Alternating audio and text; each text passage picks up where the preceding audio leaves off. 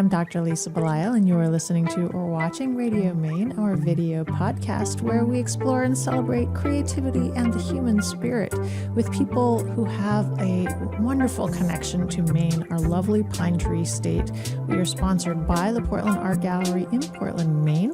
Today I have with me Jen Merz, who is a writer, illustrator, artist, background in textile design, so many different things. And you and I connected through your book about Frances Perkins and through Substack. It's great to see you here in person today. Thank you so much. Thank you for having me, Lisa. I am delighted to be here. It's wonderful to meet you and to share this space with so many that you interview, because I enjoy your podcast and your work online and on Substack as well. Well, thank you. Thank you for coming. And it's interesting to me that you've had a Maine connection for a long time, but yes. you moved to Maine back in 2019 up yes. to the Phippsburg region, yes. which is a place that I have always held very dear, having been a longtime Maine resident. But Phippsburg in particular, and the sort of the whole Popham Beach area, is just beautiful. So let's talk about that. Let's talk about how you ended up here. A long time ago, when I was raising my children and they were young, and my primary residence is still in New Jersey. And we used to take family vacations up to Cape Cod, beautiful place. And I had a friend in New Jersey who said, if you like the Cape, you're going to love Maine. And I said, what's Maine about? And she said, you have to go. And this was before computers and before online research and everything. So kind of with a leap of faith and some handwritten notes to places where they, said, come stay with us, that type of thing. We went up the next summer. And we happened to stay that year at one of these wonderful, wonderful homes that was near Booth Bay Harbor, right on the ocean. I fell in love with Maine, especially with my connection to art and the beauty up here, the clean air, the water. It was just magnificent. So over time, we would come up here, maybe not every year, but we would come and we would explore. We would go to Acadia, Booth Bay, Bath, Brunswick, and we'd come as a family. And then as the kids got older, I would sneak away and come up on my own for little painting retreats and things like that. And all this while, I was thinking, wouldn't it be nice to be up here? I just fell in love with it. And the people, once you get up here, you just realize the people are so genuine and so real that I just love it. And so when my husband retired, we got to a point where I said, well, why don't we start to think about buying up in Maine and staying up here maybe full-time? We haven't quite made the step for full-time yet, but I can kind of see that as a possibility. I'm up here actually more than he is right now because he has some commitments down in New Jersey still, but we're working out the schedule, and I was here all through this last winter, which was a little difficult. And my neighbor, who is a real Mainer, said, "Boy, you're a Mainer now because you were up here through the winter." But I love it up here. There's so much going on, and then you do have wonderful cultural activities too, like the Portland Art Gallery, So there's so much going on. Great food. I agree with you. And I think that it's interesting to me because you and I got to know each other through a book that you had written about someone who also had a Maine connection, and that is Frances Perkins. Yes. Who, in a very roundabout way, you and I both have a link to Frances Perkins because of our family backgrounds in textiles, even though different regions that you and I are from. Unbelievable. And I love that this book that you wrote, Steadfast, Frances Perkins, Champion of Workers' Rights. This took you almost a decade to bring into the world, and you kept at it. It did. I was like a dog with a bone because I felt so strongly once I discovered Frances Perkins and her accomplishments. I felt so strongly that I really wanted to bring her story, her accomplishments out to the world. I found so few people really knew what she had done. And I guess your listeners all know that she was the very first woman in a U.S. presidential cabinet as the Secretary of Labor under FDR. But besides that, she was the person behind the New Deal and Social Security. So she, in her own way, was certainly driven to make life better for the worker, which was pretty awful back in the time when she was starting her career as a social worker in New York City. I mean, she was from Maine, and her homestead is right up the road now, and it's wonderful that it's the Frances Perkins National Monument. It's right up here in Newcastle. And so with her connection to Maine and New York City, it was a natural that I was going to do this book. But there's a lot of serendipity in this. A little backstory. I had decided to, after textiles and having my children and not being sure what direction to go in, that I wanted to do children's books. And I approached things from the illustration side. So pictures come first and then the writing, but it's all woven together, to use a textile metaphor. So I had a couple of books out, and proud of those, traditionally published.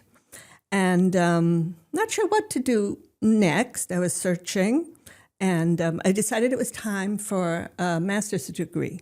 So I ended up going to FIT, Fashion Institute of Technology in New York City, for an MFA in illustration.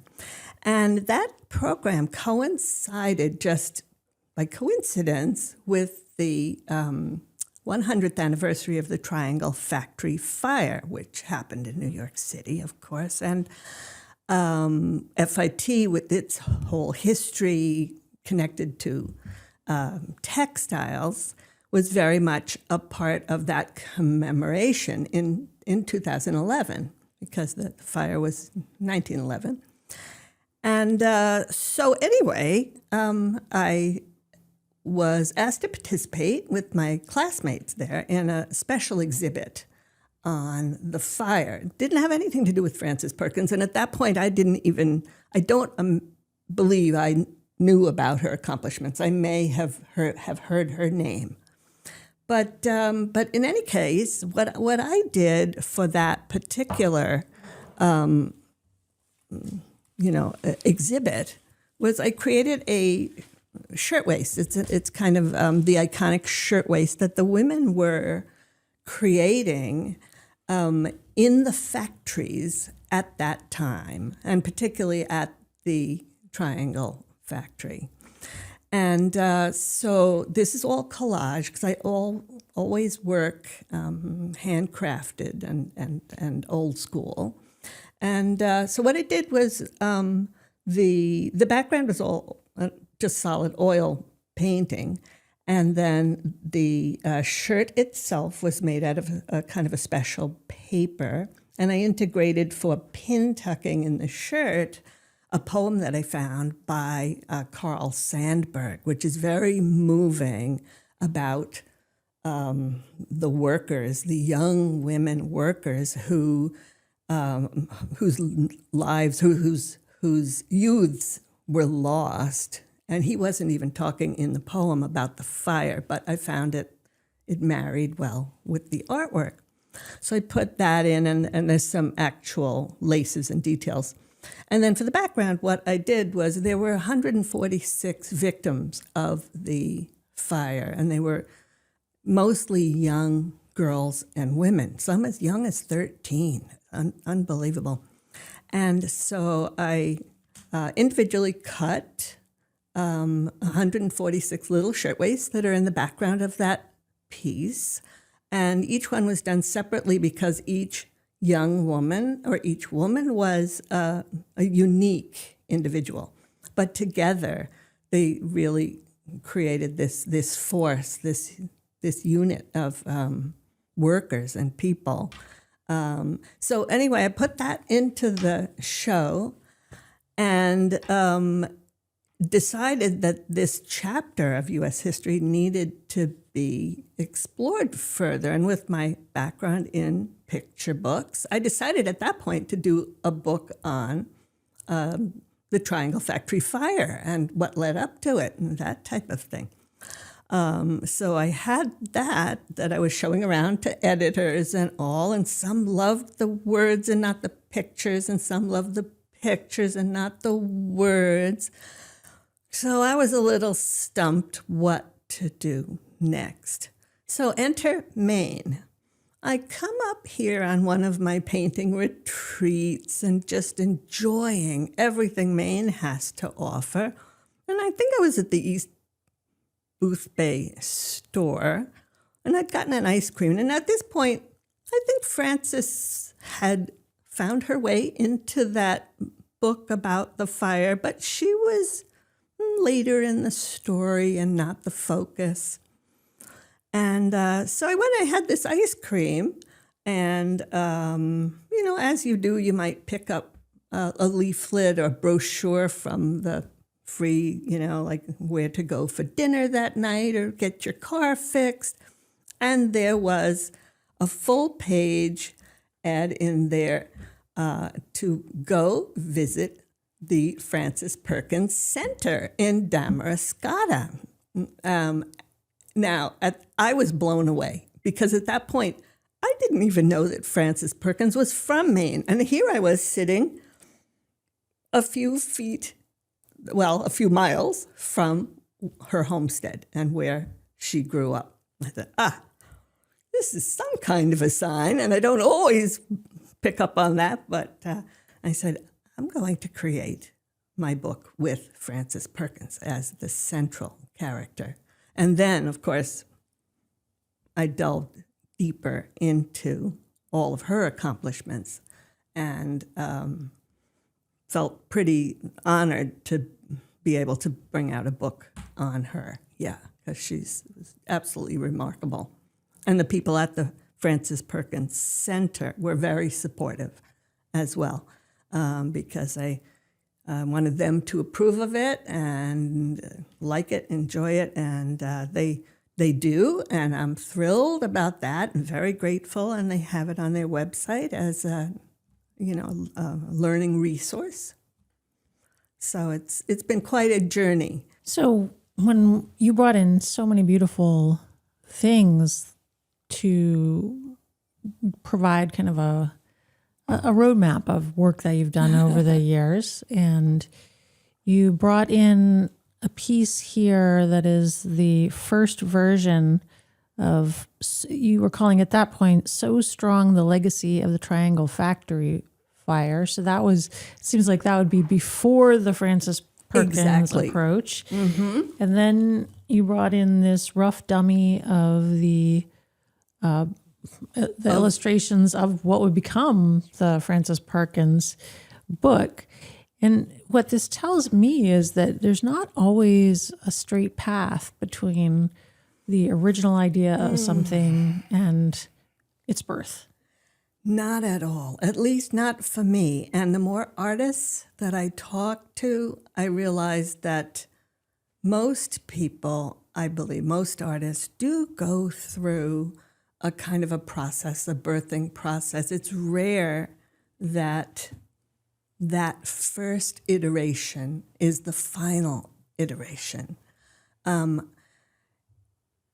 So often, in art school, we're asked to, you make some sketches of what you want to create, and the teacher will always push you to do more than that, just that initial idea. Because by digging a little deeper, you get something stronger, you get something unexpected. And I think that can make the work really sing. So I think you're right. It takes time. Maybe not almost a decade. I won't say that that's everybody's process, but I guess for me, you're doing other things also, and you're giving your project the time that you can, integrating real life, other aspects of life, children, parents, pets, travel. But the work itself, it can veer into different arenas. Again, with two traditionally published books, I had envisioned Steadfast to be traditionally published, and that might have been a wonderful thing. But with a lot of back and forth with different editors and publishers, the timing just wasn't right. And so after waiting for a long time and having gone through many sketch dummies and different versions even of the manuscript, how heavy to be on the fire versus her accomplishments later. A lot of people said, well, this is like 2 books. Well, it kind of was. But if you look at Frances's life, this is a through line, and I needed to have both of those in there. So you kind of keep working and pushing. And then when it came time then to self-publish, well, that's a whole different animal that I had to learn about. And that's gratifying also, because you can do whatever you like, but that's also very scary. You can do whatever you like. And, there's no art director or editor to hold your hand.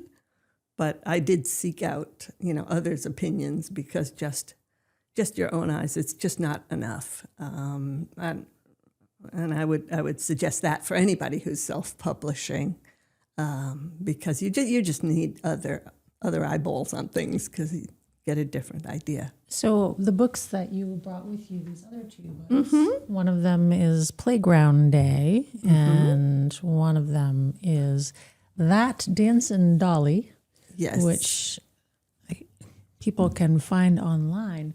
When I look at these, they have a different feel to them than Steadfast, because they're very joyous, they're very happy, and there's a sense of lightness about them. Frances, it's a pretty serious topic. You're talking about a pretty serious person, and yet even on the front page, there's a little space for happiness. You're not trying to lead with this idea of seriousness and the fire, and it's still a children's book. Yes. So you still need to have some sort of, let's call it curb appeal. Absolutely. So that's an interesting balance for you too. It was. And first of all, with Steadfast, it is a serious topic. There's a lot of serious stuff going on there. And it is a children's book, but for little older children than the other 2 books, because these 2 first books, I'd say, are preschool or just early elementary school. And this Steadfast might be more of the 6 to 9, or even older if someone wants to write a book report about her, that type of thing. So age-wise, there was a little difference there. Also, the timing, I had, the 2 earlier books came before the master's degree. And when you come through a program like that, you kind of discover different things about yourself, about your style, about where you want to go. about how to handle materials, about how to think about your work, about how to speak about your work. So because of that, there is a little difference in terms of that play.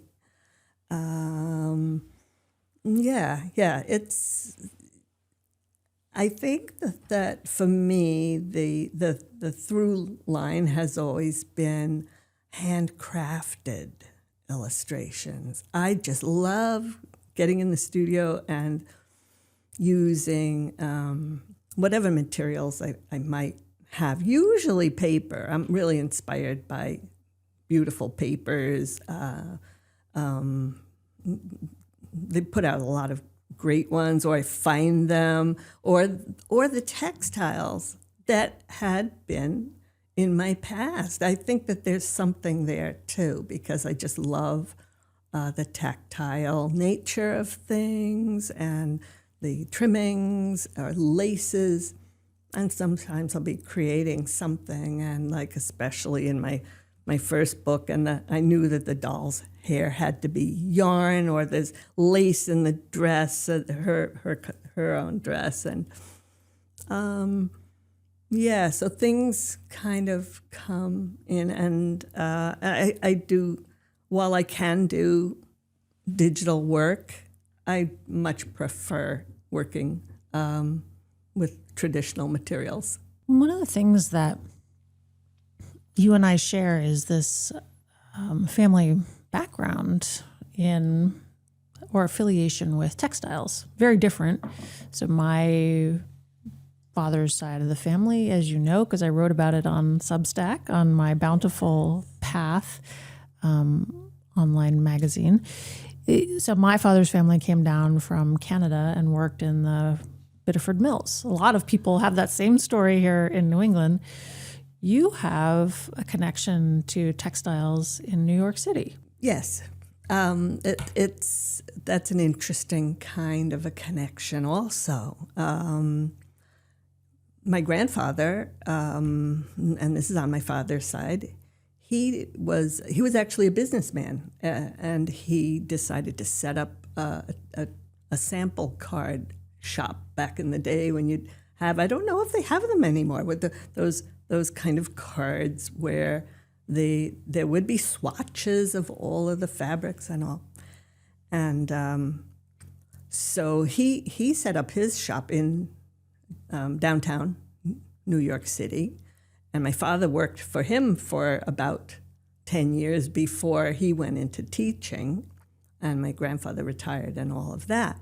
So it was many, many years later that I just happened to end up at a textile firm. It was Bib Company and J.P. Stevens, working in the domestics markets, and I loved it. It was a fun time. It was a great experience, and it is interesting. And I think you and I shared this kind of interesting thing that can happen with families without even struggling to find it. There are things that can come back and connect us in these different ways. So I was so happy to find myself in the textile world, and I stayed in that until I had my children, and then it became too much to manage to commute into New York every day. I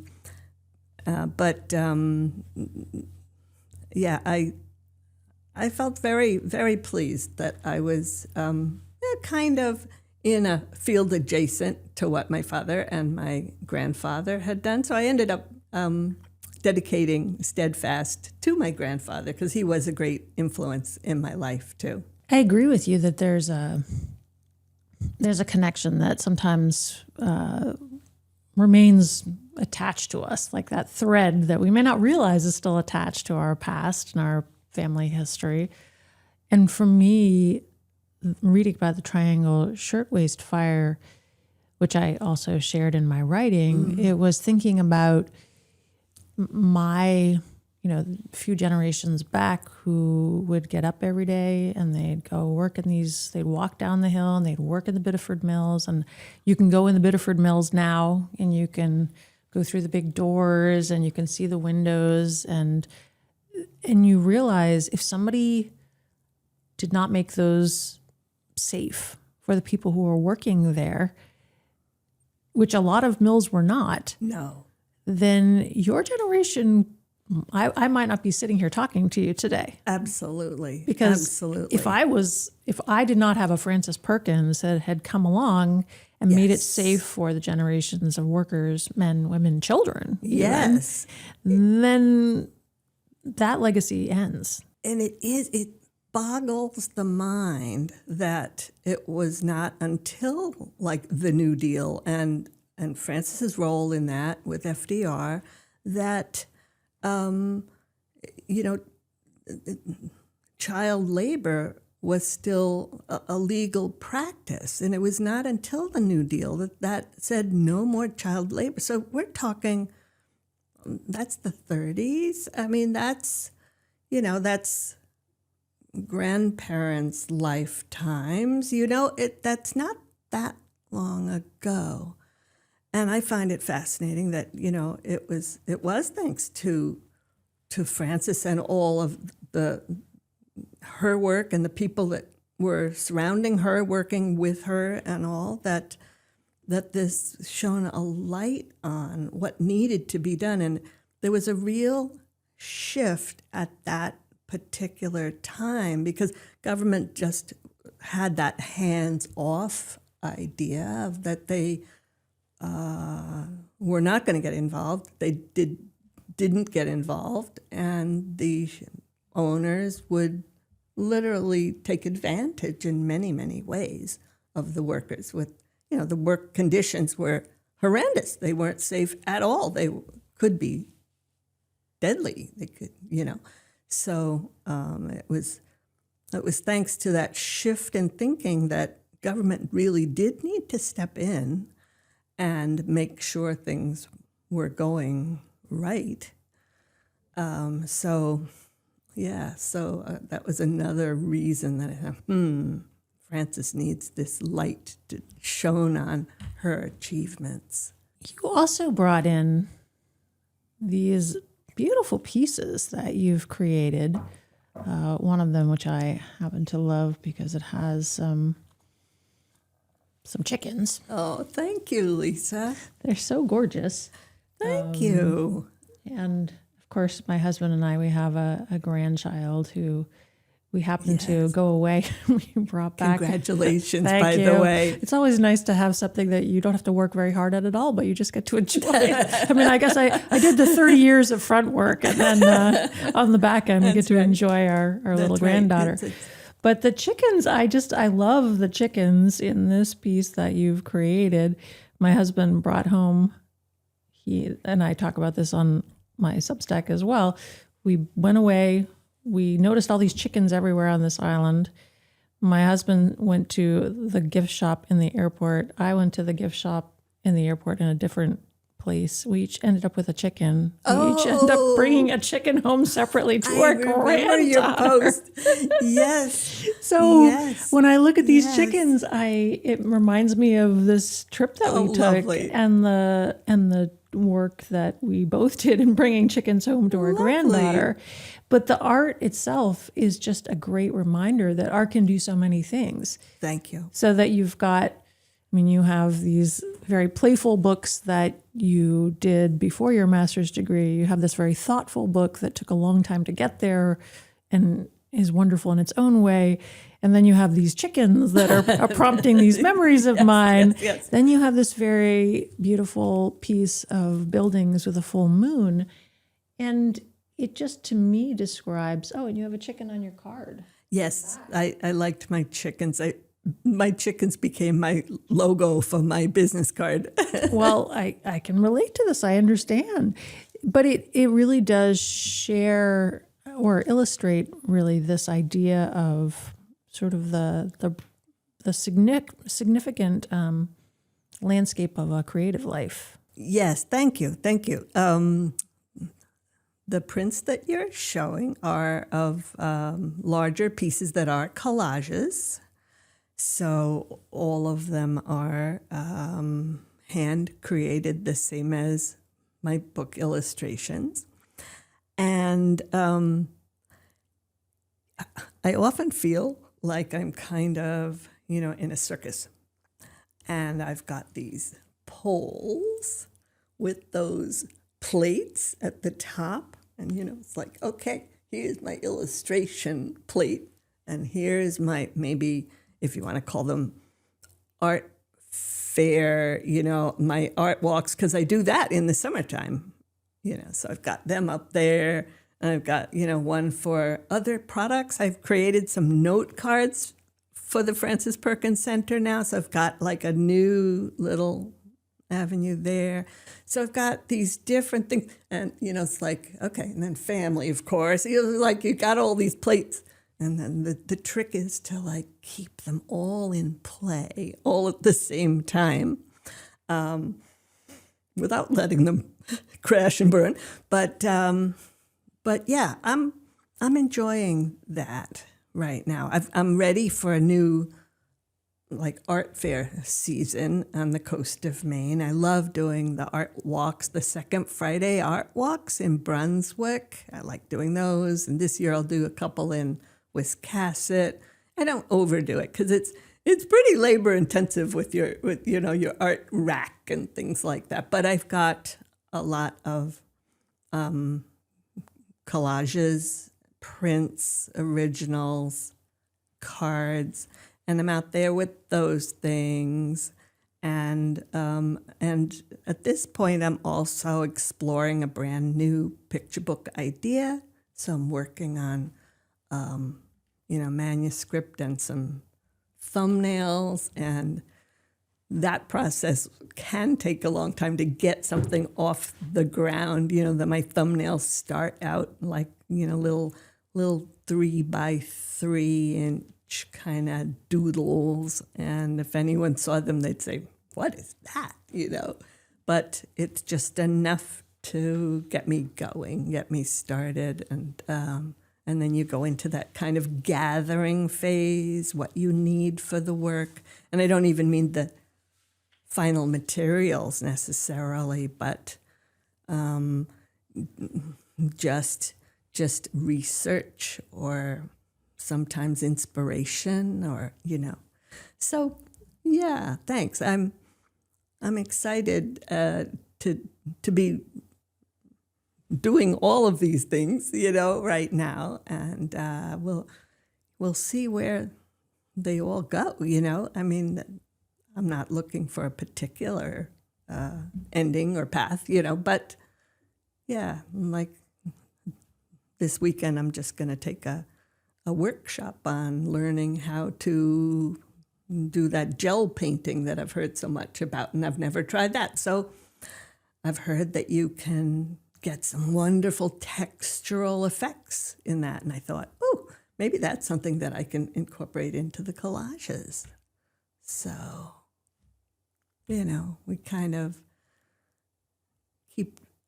keep looking for different pieces of things that fit, and that's where I think that your Substack comes in, because I find it so inspiring. It is kind of that slow read, and you got to kind of relax and enjoy it, and as opposed to some of these quick posts that you go boop boop boop boop, I want to save that and savor it, Well, I appreciate your saying that. Well, I mean it. Well, yeah. Thank you. Yeah, you're welcome. And it is, I think, interesting to be someone who, you spent almost a decade working on a book, and you kept working, and you kept showing up, and you kept, and I know you had challenges along the way, and you moved through the challenges and said, no, this is important. I'm going to keep doing this. And it is a situation, and I think in this world today, there is a tendency to flip through. Like whatever I can read quickly, whatever I can see quickly, the visual, nothing wrong with that. If you only have 5 minutes, then sure, go ahead and flip through quickly. And absolutely. I That's a good thing. And also, I think there is a necessity for slowness, and there is a necessity for processing and for collecting, for finding the swatches and for cutting out the individual shirtwaists. Because, as you're telling me about cutting out each of the individual shirtwaists, each of those people had a life. Absolutely. Cut short, but it was still a life. Yes. And so what we're doing as we make a decision at any given moment in our day is we're deciding how we want our life to look. And some people don't have that opportunity, unfortunately. Of course. So when I see your chickens or when I see the print and you talk about going to the art fairs and this crafting of a life, I just think it's such an important thing that the intentionality of it can't be understated, because this is, as far as we know, this particular life is the one that we have. Yes. There may be other versions of other lives that we may inhabit at some point, but who knows really? True. This is the one we know we are going to have today. Yes. So being intentional about how you apply that, I think, is very important. Yeah, I agree with you. And I try, my best to lead my life with that intentionality, and give enough time to the art, but also I think other things matter a lot too. Family matters tremendously to me. My husband, my 2 daughters, my 2 grandsons, and now we've got my sister has a new granddaughter who's 3, and on the way there's going to be a grandson who's on the way. So the whole family is growing in a way, and it's important to find the time for all of this. That is a challenge. And some days, at the end of the day, I go, I didn't get done what all the things I wanted to. And that's why my husband is good. And he said, yeah, but you did what you could, because I sometimes need a little steadying influence of like, well, okay, you did what you could, Yeah, because it's important to have that balance. And the balance starts really with yourself, too. I do yoga, and I'm trying to do a little strength training, and eat well, take care of yourself, because if you don't have that, all the rest, it's not going to do well. So I think that's important too, but we all have our own kind of needs, and it's important to figure out what that might be, for the individual. Creativity comes out in all different ways, I've always felt, and it may not come out in visual art at all. Maybe somebody is creative in cooking or music or dance or something that's not under the umbrella necessarily of the arts, gardening. It's important to let that out, Yeah.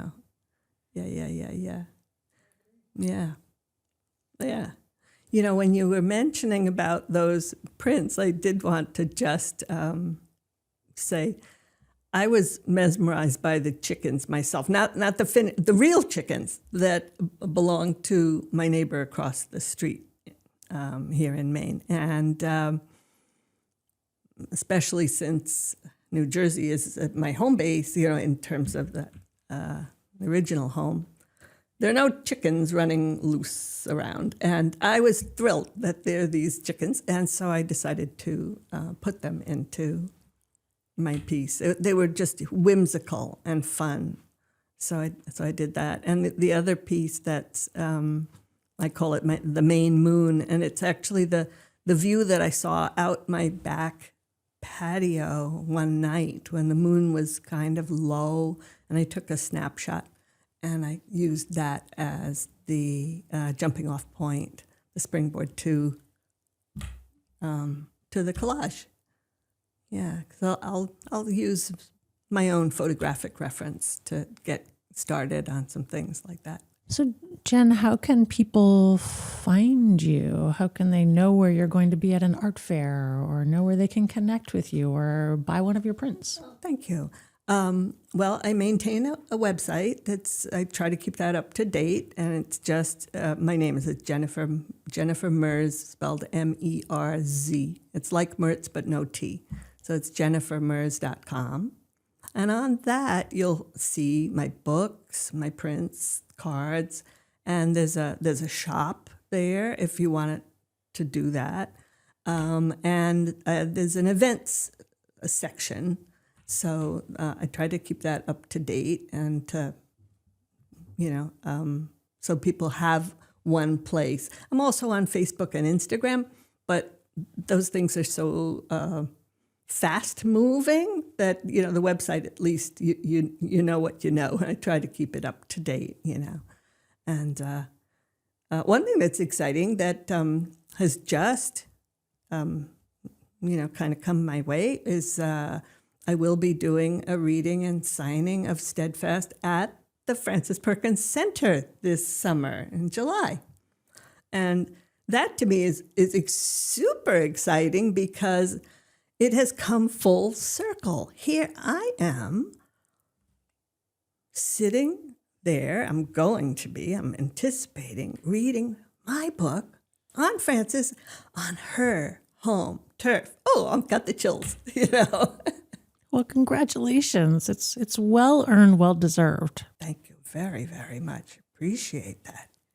And also just an example of how being persistent and steadfast, it kind of creates the possibility for the full circle moment. So if you hadn't been steadfast and persistent, Oh, thank you. then maybe you wouldn't be where you are.